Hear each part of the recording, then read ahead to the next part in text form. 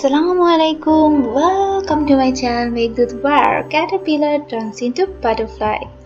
Yes, this is me, Jinatara Khan, your facilitator.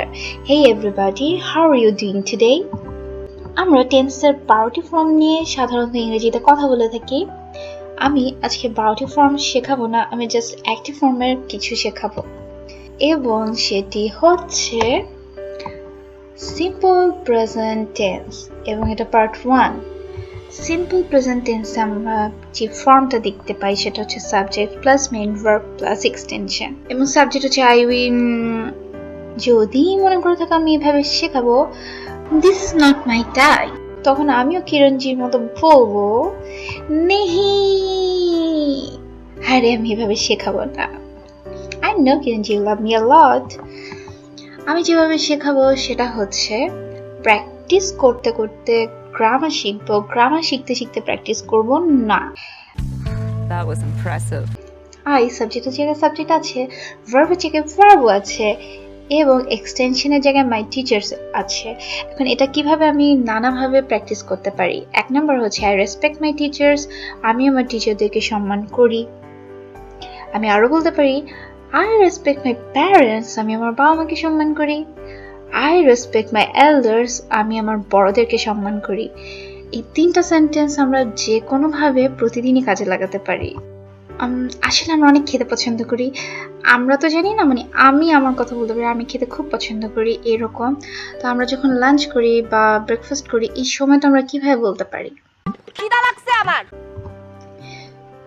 মেয়েটার ক্ষেত্রে আমি বলতে পারি you start your lunch at 1 PM, তুমি তোমার লাঞ্চ 1টা বাজে শুরু করো। বাট আমার ক্ষেত্রে যেটা হয় আমি লাঞ্চও করি না ব্রেকফাস্টও করি না, দুইটা মিলিয়ে ব্রাঞ্চ করি। I am not joking, branch বলে কিন্তু আসলেই একটা শব্দ আছে। এবং I start my branch at 12:30 PM। যখন অফিসে থাকি অফিস ছুটি হওয়ার পর এরকম মাস্তিতে সময়টা যায় যে কখন আমি অফিসটা ছেড়ে আসবো। এটা বলতে পারি will leave the office at 4 PM। যদি আমি স্টুডেন্ট হয়ে থাকি আমি বলতে পারি will leave the class at 4 PM। আমি আমার ক্লাস 4টায় শেষ করে আসি। It's the time to disco, ও না, আমি গান গাচ্ছি না, আমি একটা মজার জিনিস দেখাবো। আমরা সবাই কিন্তু জানি it's the time to disco. এখন দেখো আমরা কিন্তু গ্রামার জানি না যে এটা সিম্পল প্রেজেন্ট, এটা কিন্তু সিম্পল প্রেজেন্টের এক্সাম্পল।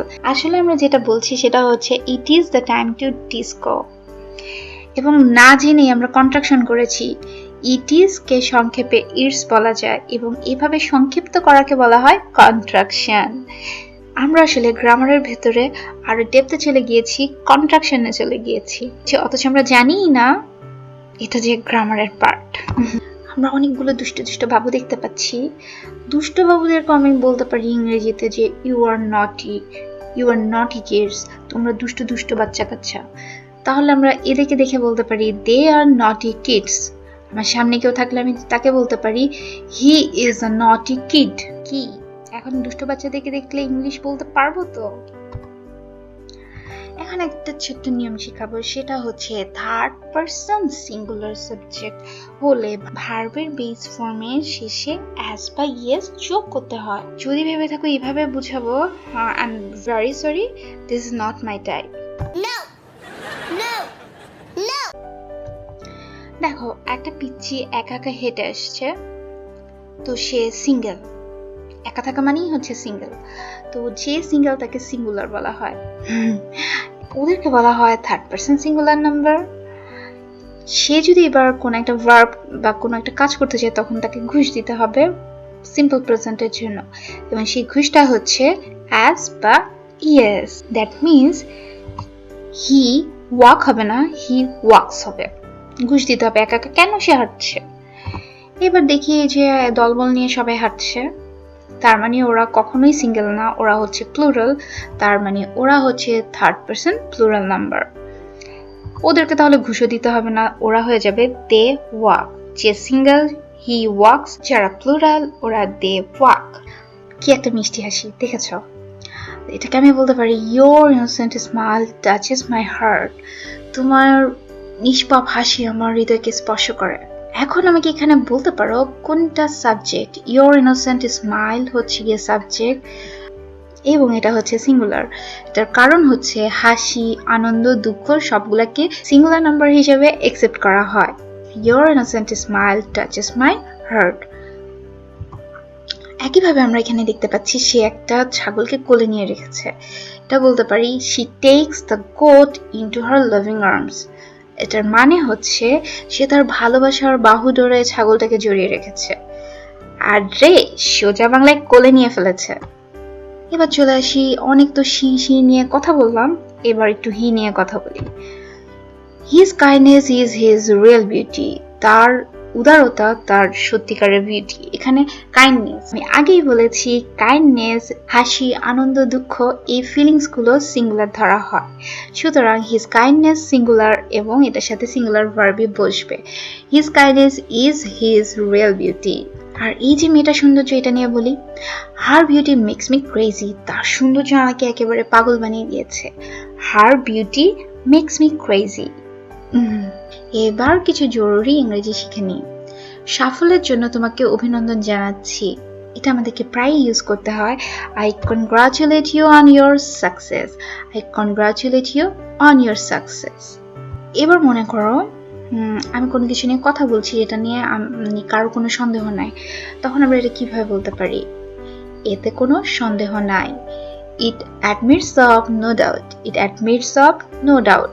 অ্যাডমিট মানে হচ্ছে স্বীকার করে না, আমি স্বীকার করে নিলাম যে নো ডাউট। নো ডাউট মানে হচ্ছে কোনো সন্দেহ নাই। আর ডাউটের বি কখনোই উচ্চারিত হয় না, লাস্টে টি উচ্চারিত হবে। ঘরটি আমাদের জন্য নিতান্তই ছোট। এখানে আমি একটা মজার জিনিস শিখাবো, সেটা হচ্ছে মাছ টু বলতে একটা শব্দ আছে।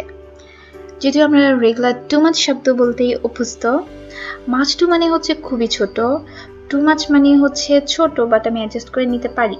এখন যেটা বলবো সেটা হচ্ছে the room is much too small for আস।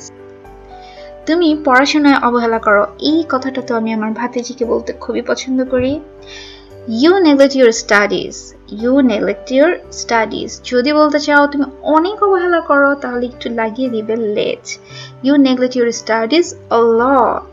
এখন একটা প্রহসনের ট্রান্সলেশন শিখাবো, সেটা হচ্ছে আইনের চোখে সবাই সমান।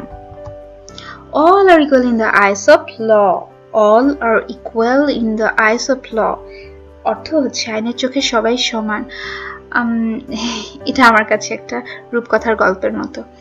যাই হোক, আমি সিমিলারলি বলতে পারি all my friends are equal in my eyes। দেখেছো, একটা শিখলে তুমি আরেকটা এমনিই পারবে। এত সুন্দর করে এতগুলো বাক্য শিখিয়ে দিয়েছি যেগুলো তোমরা আজকে থেকে ইউজ করতে পারবে। সেটার খুশিতে ঠেলায় এরকম পড়ে গেলে সেটাতে আমার কিছু করার নাই। এই যে নাচতে না জানলে উঠান বাঁকা। A bad workman quarrels with his tools. A bad workman quarrels with his tools. মানে যে কাজ জানে না সে তার কাজের যে যন্ত্রপাতি ওগুলোর সাথেই ঝগড়াঝাটি শুরু করে দেয়। বাংলায় এটা সুন্দর করে বললে শোনায় নাচতে না জানলে উঠান বাঁকা। দূরে গেলে পড়ে মন, কাছে আসলে ঠন ঠন। আচ্ছা, এটা আমি আগে ট্রান্সলেট করি, পরে এটার একটা এক্সপ্লেনেশন দিব। Absence makes the heart grow fonder. অনুপস্থিতি মানুষের হার্টে মানে হৃদয়ে ভালোবাসা বাড়িয়ে দেয়। এখন এই কথাটা না যারা কোয়ারেন্টাইনে আছে, মানে অফিস আদালত সবার বন্ধ, সবাই যখন একসাথে আছে তখন আসলে এটার মর্মার্থ সবাই বুঝতে পারছে। আমি আর সে কথায় নাই যাই। আমার সাথে দেখো মাংকি ম্যানও হাসছে। এবার আরো কিছু জরুরি ট্রান্সলেশন শিখিয়ে দিচ্ছি। আমরা নানা সময় নানা রকম কাজ করি, তো দেখা যায় আমাদেরকে বলা হয় যে এখনো শেষ হয়নি, তখন আমরা এটার উত্তর কিভাবে দিতে পারি? It really tax time. কাজটা করতে সময় লাগে। আমি এই মুহূর্তে ব্যস্ত। I am busy at the moment. You are a fraud. এটা আমাদের প্রায় সময় ইউজ করতে হয় কারণ বাংলাদেশে ইদানিং খুব ফ্রড বেড়ে গিয়েছে। সো বলতে পারি you are a fraud. He is a fraud. আমরা যদি কাউকে কোশ্চেন করতে চাই সেক্ষেত্রে বলতে পারি I have a question for you. তোমার জন্য আমার একটা প্রশ্ন আছে। I have a question for you. যদি আমি ইংরেজিতে ভালো হই তাহলে বলবো I am good at English. যদি তুমি নাচে ভালো হও তুমি বলবে I am good at dancing. যদি তুমি সাইক্লিং এ ভালো হও তাহলে তুমি বলবে I am good at cycling. আমার মা মাঝে মাঝে প্রচুর কাজ করে এবং কাজ করতে করতে পরিষ্কার করতে করতে উনি আমার ল্যাপটপটাকেও বাদ দেয় না, ঠিক এমন করে আমার ল্যাপটপটাকেও সাবান দিয়ে ঘষে মেজে ধুতে থাকে। তখন আমি বুঝতে পারি যে আমার মার একটু রেস্টের দরকার আছে। তখন আমি যেটা বলি সেটা হচ্ছে you need to take rest for a while. তোমার কিছুক্ষণ সময় বিশ্রাম নেওয়া দরকার। You need to take rest for a while. এবার আসি আমাদের চাচি আমাদের খালাম্মারা যখন গসিপিং করে ওনারা কথা শুরু করে, এরপর এক খালাম্মা বলে এরইফা আপনি ঠিক কইছেন, এটা কিভাবে ইংরেজিতে বলবে? আপনি একেবারে ঠিক বলেছেন, ইউ আর অ্যাবসলিউটলি রাইট। এবার আবার শিখিয়ে দিই যে আপনি আফান্নে ঠিক করেন নাই, এটা কিভাবে বলবে? You are absolutely wrong. You are absolutely wrong. আমি ক্রিকেট খেলায় দক্ষ, যদিও আমি দক্ষ না। I am good at cricket. তো আমি কি বলবো? আমি বলবো I am not good at cricket. I am not good at cricket. আমরা অনেকগুলো ইংরেজি সেন্টেন্স শিখে ফেলেছি, এখন আমরা একটু ড্রাম দাদুর সাথে একটু ডান্স করতেই পারি।